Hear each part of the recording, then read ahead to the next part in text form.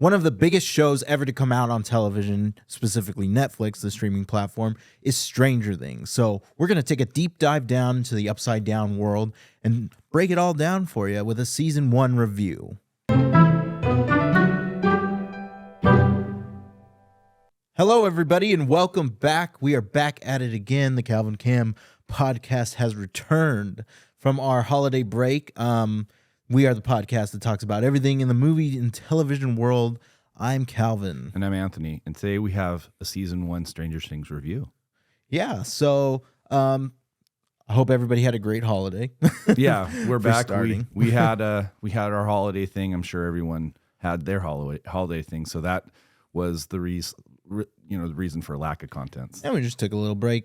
It's very important, we feel, with this, amongst us, to spend time with our families and stuff during the holidays because it's a very important part of our lives. So now we're back on the grind. We do have a couple of updates before we start today's episode. We're going to be changing our schedule again. I know we changed it already before. I hear the grunts. But no, we're changing it for the better. We're giving you more content. And recently we've been talking about it, and we're going to move all of our gaming episodes over to our Patreon. And there will be exclusive Patreon content. So anything involving video games, whether it be a review or just talking about it, or like our new segment, What Are You Playing, will be all over on patreon.com. You can go to patreon.com/thecalvincam, check out one of our 3 tiers that we offer and subscribe to one of them. And it really helps us out, really helps us grow. It's one of the best places you can go to support us. So there's that. And then we also, our upload schedule is a little different. We are now doing a Monday, Tuesday upload, Wednesday taking a break, and then a Thursday, Friday upload. So we're giving you 4 episodes a week of the Calvin Cam, whatever it may be, mostly movie-related content and television-related content. So we're really excited about that. And we're making some improvements as far as our YouTube goes. We're going to be starting to put out shorts soon, along with TikToks. And if you follow us on Twitter or Instagram, we're also going to do Instagram Reels. So it's going to be good stuff. A lot of good stuff moving forward as the year comes to an end. And hopefully we'll start next year off with a big bang. Yeah, so stay tuned with all this excellent content we'll be providing and our new schedule. Yeah, so without further ado, before we jump right into it, make sure you hit that like and subscribe button down below and really follow us and help us out. So, Stranger Things Season 1. I have loved Stranger Things for a very long time. It's been a very great show in my eyes, in my personal opinion. I think it's one of the best shows I've ever seen in my life. I really, really can't stress how passionate I am about my love for Stranger Things. I know that the fan base is it's a very interesting fan base, but I don't really care what anybody else's opinion is. I care about myself. I love this show so much. And I've been telling Anthony to watch it. I finally got around to starting season 1, and I've been introduced to the Duffer Brothers, and they hit it home with this show. I'm liking it so far. I'm through season 1, and I'm going to be watching the rest of the seasons, and we'll be reviewing those accordingly. But this show is just awesome with all the 80s nostalgia. Like, it really has a special place in my heart because I actually grew up during this time when I was a kid when the main cast of, kids we have in the show. I can relate to them. Yeah, there's so many great 80s callbacks to nostalgia, whether it be movies, music, fashion, etc. Like product placement, like a lot of callbacks. But Stranger Things is not just about all of that nostalgia factor. It's also gives us one of the most amazing stories. In this series, it's set in the, like we were saying, it's set in the 1980s, and we follow a group of young friends as they uncover a dark secret lurking beneath their small town. And as the plot unfolds, we're sucked into a world of suspense and horror and the Upside Down. It's a parallel dimension that's filled with nightmarish creatures and a haunting atmosphere that keeps us on the edge of our seats for most of the season. So it's all really like just a beautifully painted picture, especially for those who love this sort of like what would you say, like E.T. slash Goonies slash like just Yeah, it has more. It has a little bit of both of those actually. Like Yeah.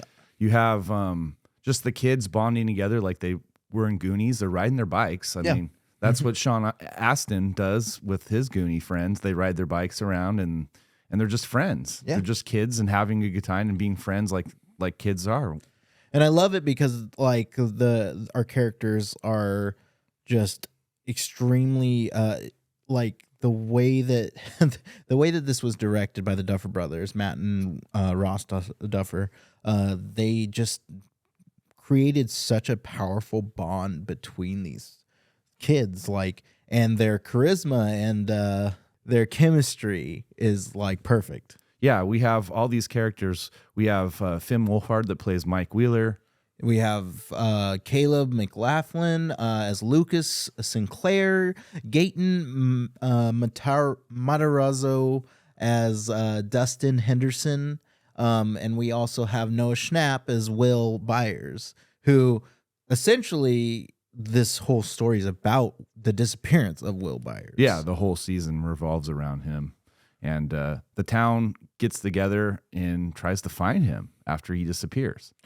And along the journey, they uncover so many great like secrets that have been lurking in the shadows of this small town, Hawkins. And I just think that it's a beautifully crafted story and spread amongst 8 episodes that are just brilliant. Yes, I most definitely agree. The story is really, it gets you sucked in at the beginning with the scientist, how he goes down, and then he goes to he hears something because they've unleashed the void. Yeah. And he gets pulled up in the elevator, and that just starts the show off. And I'm just like, okay, the show's going to be, I think it's going to be really suspenseful. It's got that's a really good hook to get somebody like it's a invested. really good hook. So, especially like who doesn't love like a good sci-fi story. So I'm like immediately I was all about it. And then we get right into it with with our main characters, the kids, playing D&D, Yeah. which is awesome. And you kind of see that love for D&D, and you see it spread throughout, the course of the season. Specifically, they call them one of the main creatures, the Demogorgon, which is a D&D creature. So it's like a lot of playback comes from D&D throughout the entirety of the series. Yeah. Like you'll see later as you continue to watch, you'll find out like there are a lot more D&D connections. It's really cool. Not only that, all the 80s reference callbacks to all the horror films, just 80s culture in general. Mm-hmm. Yeah, and so from there, we got our kids. We're introduced to kind of where they're all about. They're kind of like not outsiders, but they're like They're just their the own nerdy group. kids. Yeah, their own group, like that don't really care about. They care about each other, and it's great. And then we also get this other storyline that starts happening immediately, which is 11, who is played by Millie Bobby Brown, and she is an incredible actress, and really holds down the suspense and creation of most of why we love Stranger Things, because she is a telepathic like experiment, basically. Yeah, you have 11. She's been abducted by Matthew Modine, that plays the main lead scientist, and she calls him Papa because she doesn't really know her past. But then you get all these glimpses of the past through all the episodes. Yeah, Papa, you lie. I love it. No, it's super great, and then we also have other great characters that we're introduced to. One of the things that I love about Stranger Things is the fact that there are so many main characters, but each all get their like well-deserved light in the spotlight. You know, we have David Harbour, who plays Jim Hopper, the sheriff of the town. Everybody loves him. Yeah, Like, and he's really exceptional in this show. His acting in this show is phenomenal acting. Like he plays Chief Hopper like to a T, and he just really fills the role as the sheriff. Like he wants to protect the town. yeah, and he gives a shit. So Yeah, and he's also you also get glimpses of his past too, with his daughter and his marriage and what he's been going through. So it's just like he plays the role really well. you give him a very, very compelling story. And it just like most of everything in season 1 continues to grow as you keep watching.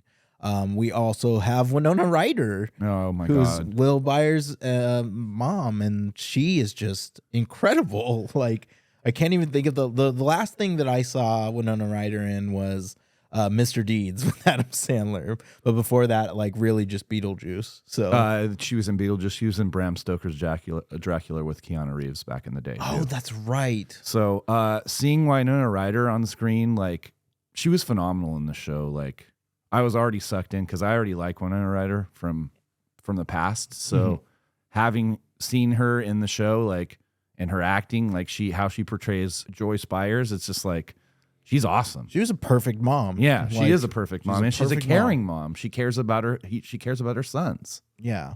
Like she never ever gave up, no matter how weird things were, no matter how many times everybody else in the town was like, he's gone, he's dead, etc. Even after he died, she was just like, nah. Yeah, and Like- and the thing is, she was experiencing all these things, you know, with the Upside Down, and everyone thought she was crazy, but she wasn't crazy. I know. She never gave up. Even she started like during the season. By the way, before we continue, like spoiler alert, okay? We're talking full spoilers in this episode, so We're not holding back. But like she starts to go crazy with the lights, like, you know, she's like communicating with Will, who's trapped in the Upside Down, via Christmas lights, and like Yeah, and she like painted a whole the alphabet alphabet, on the wall so that way she could communicate with Will that way. like a Ouija board. Yeah, Like- kind of like that. Yeah. So it's really cool. But yeah, she never gives up on her son, no matter how weird it is.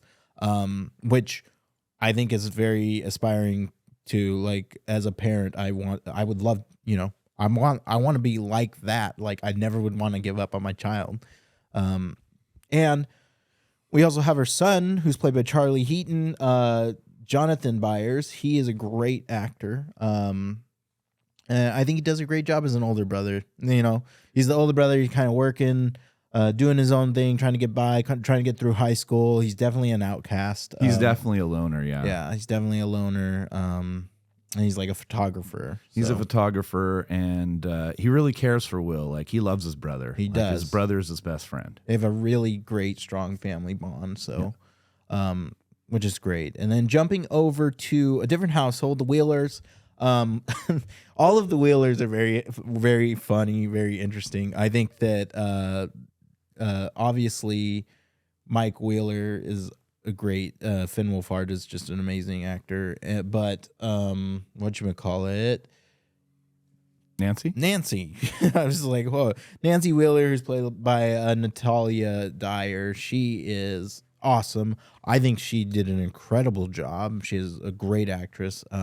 She, you know, is doing her high school experience. She's very invested. It doesn't seem like she's super popular, but she likes a popular guy who he's into her, and she's kind of just like trying to make her footsteps in high school by getting with this guy. And it's sad to see, but she gets to the point where she pushes her like best friend aside basically to just get what she wants. She's very like self-absorbed. But that changes later on, which is great with a lot of these characters. Their whole motivation, their whole movement through this story alters as all the events unfold. Like Nancy becomes a very like, I'm gonna get shit done. Yeah, she kind of reminds me of like a protagonist like Heather Landcamp as Nancy Yes. in The Nightmare on Elm Street. So you have that, and it's just cool to see her she just gets all hardcore. Yeah. Another great example of like a change in character is Joe Keery, who is Steve Harrington, and he is my absolute favorite character in the whole show. I love Steve. I think he's the greatest character. And I think that he starts off as like popular high school douchebag, but changes into like ultimate babysitter protector. I love it. Like it's so great. Yeah. It's so great. He's such a great character, and he's a great actor. I loved him in Free Guy, and I continue to like a lot of his work. But specifically in Stranger Things, he's just like the switch up of being a douchebag and then realizing that he is a douchebag and then changing his ways to be a better person, considering like everything that he's trying to be in life. You know, he doesn't want to be like just another person who grows up in Hawkins and just gets a dead-end job. Yeah, he wants to aspire to become like a writer.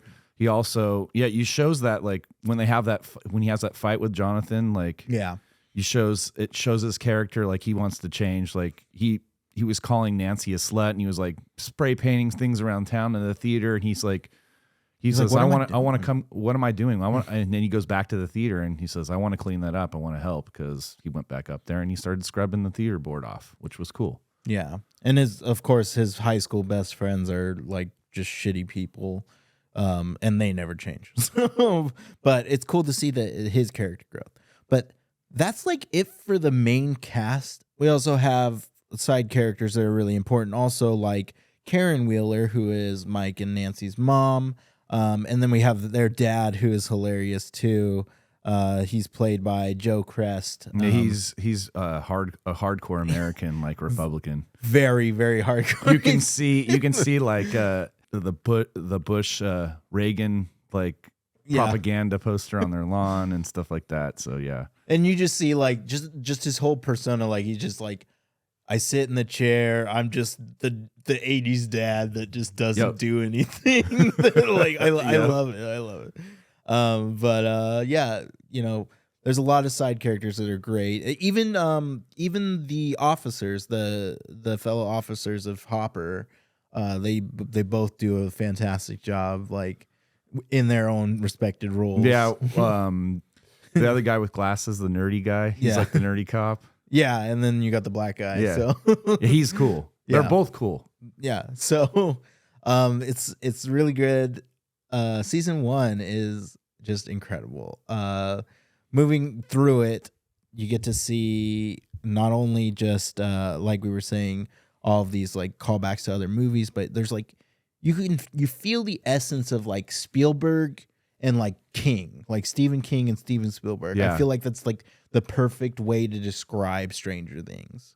You have the magic that is Spielberg, and then you have like the terror that is King. So as the story unfolds, we get all of our characters meeting together, like our young actors. They meet 11. They become this new bond, like this new group, where they have this girl. Lucas gets jealous because Mike really likes her, but Mike obviously is playing it off like he doesn't. But it causes like a little wedge between the group, especially Lucas, because I think he feels like he's losing his friend. But then ultimately, you know. Well, the thing is, I think, yeah, exactly. But I think Lucas I think he just doesn't trust her, because he knows there's a deep bond between the three of them. And just like she just does things that kind of throw him off. Yeah. He's just like, I mean, you're weird. You can lift stuff with your mind. But like, yeah, I think it also. But they also think that's cool. Like Dustin loves it. Oh, Dustin's all about it. Yeah. Dustin's like the best kid, dude. I love Dustin. I love him. I love them all, but I'm just like, Dustin's my favorite so far. He's great. He's such a driving character. Dustin, played by Gayton, he is just phenomenal. Like no other way to put it. He's definitely the comedic relief. He definitely is, and he just embraces it fully.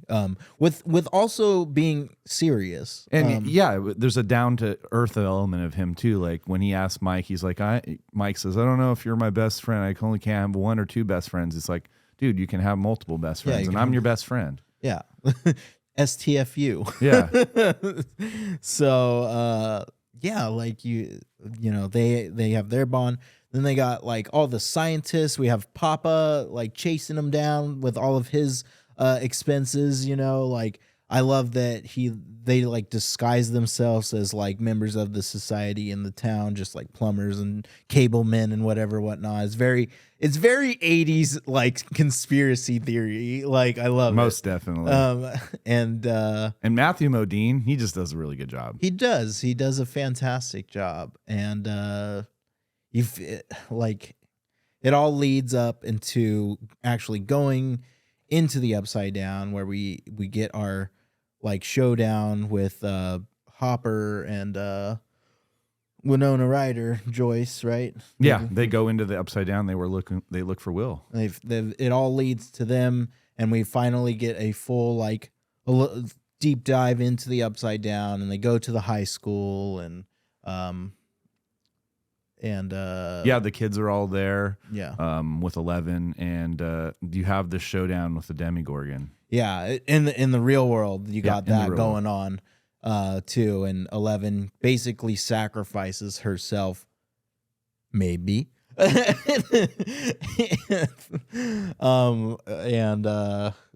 destroys the Demigorgon. Just very powerful, very epic, and also kind of sad. Because like I said, Mike really cares for Elle, and he loses her, and he's really sad about it. Yeah.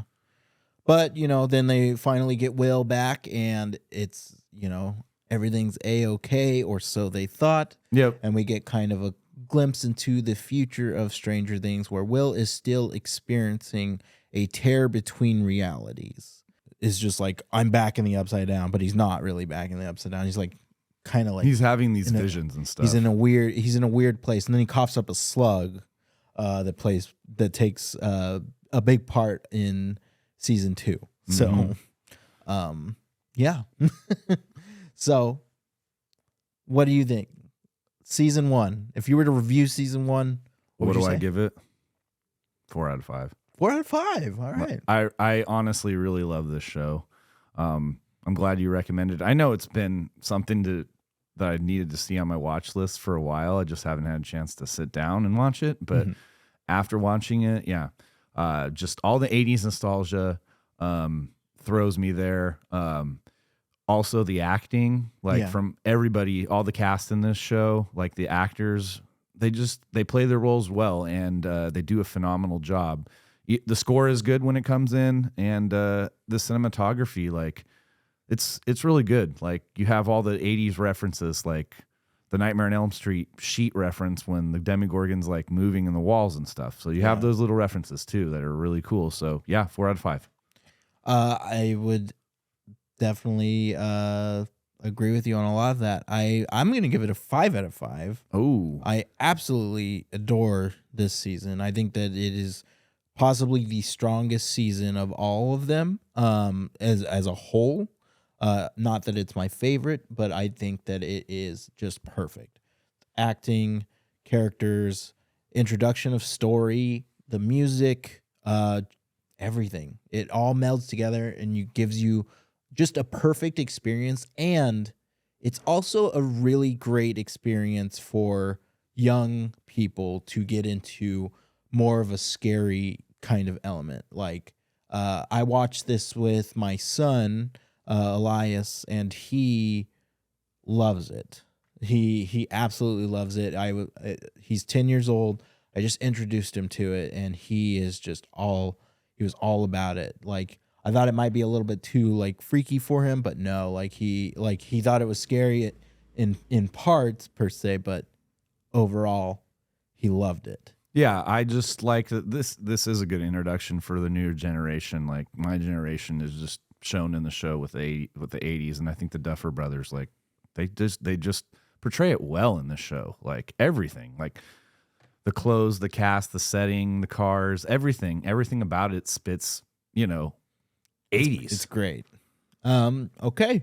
So that is it for our review. Let's hit them with some fun facts like we do. Yeah, we got some fun facts for Stranger Things. There's going to be several fun facts since we'll be covering all the seasons. I'm just pulling apart little tidbits of fun facts. So we'll start you off with number 1. 11's Millie Bobby Brown's outfit is a pink dress and blonde wig, similar to the nods to E.T.'s disguise in E.T., the extraterrestrial in 1982. So I thought that was really cool. Lots of 80s stuff. Galen Mazzarino was the first actor to get cast Dustin in the show. Oh, okay. Which was cool. So like he got the part immediately. Yeah, he got the part immediately. You can tell he's a brilliant child actor. He killed it. He actually does plays. Did you know that? Oh, I did not know that. He actually does a lot of like real life plays and stuff. It's very great. Very good actor. Within the first month, the third season was watched by 64 million households, setting a new record for the most watched original Netflix series. Which is really good. No, it's every time a season of Stranger Things comes out, it like crashes Netflix because so many people see it. Yeah, it's phenomenal. Yeah. Despite being in every episode of season 1, the shows involving Will's disappearance, Noah Sharp wasn't featured in the opening credits until season 2. Oh. So I thought that was interesting because you really don't see Will that much. You see him sometimes. No, yeah. Next fact: Chief Hopper David Harbour's trailer reportedly only cost the art department $1 to buy. That's pretty cool. All right. Each season takes place during a holiday. Season 1 takes place around Thanksgiving, 1983. Season 2, Halloween, 1984. Season 3, July 1985, during spring break, and 1986. So that's really cool. That's actually awesome just because like, and I did not intend to release this episode around Thanksgiving, but that's cool that it's like a Thanksgiving episode. Yeah, that is really cool. The password enter the castle buyers is Radgast, one of the wizards featured from the Lord of the Rings and who appeared in Peter Jackson's Hobbit films. Yes. So I thought that one was really cool. The Halloween party, Nancy and Steve dressed up as Lena, Rebecca De Mornay, and Joel as Tom Cruise in the movie Risky Business in 1983. Yeah, that's right. So that's all the fun facts we have for Stranger Things. We will have more for season 1. Yeah, we have there's a ton to come. Yeah, we'll have more interesting ones as time goes by because there's fun facts for specific seasons. All right, everyone. Thank you so much for watching. I was so glad to be back. Stick around for the holidays. All of December, we're going to be doing Christmas movies. We are not going to do it to the extent that we did with Halloween being 31 days, but we're going to do around 2 to 3 Christmas movie reviews a week. Most likely going to be around 2.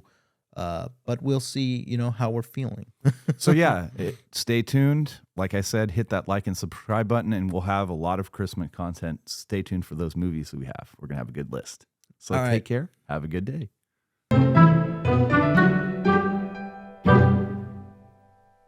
Thank you all so much for watching the Calvin Cam podcast. You can find us on any social media platforms like Instagram or Twitter. Go check our podcast out on Spotify, Apple Podcasts, Google Podcasts, or Amazon Music. We also have YouTube channel, the Calvin Cam. Go over there, hit that like and subscribe button, and follow us there. As well as you can now really support us on Patreon.com. It's probably the best place to support us. So you can go there, join one of our 3 tiers, and help us get bigger and better, and we will appreciate you every step of the way. Thank you all so much for watching. Have a good night.